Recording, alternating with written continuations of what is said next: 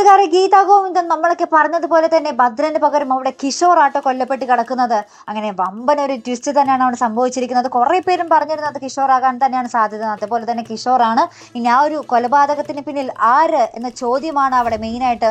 അപ്പുറത്താണെങ്കിൽ ഭദ്രൻ പിന്നെ എവിടെ പോയി? ആ ഒരു രാധികാമ്മയും നമ്മുടെ വരുണും കൂടി കുഴിച്ചിട്ട് ഭദ്രൻ ആ ഒരു കുഴിയിൽ നിന്നും എങ്ങോട്ട് അപ്രത്യക്ഷനായി? ഇനി കൊല്ലപ്പെട്ട് കാണുമോ, അല്ലെങ്കിൽ ഭദ്രൻ ജീവിച്ചിരിപ്പുണ്ടോ എന്നും കുറെ ചോദ്യങ്ങളുണ്ട് കേട്ടോ.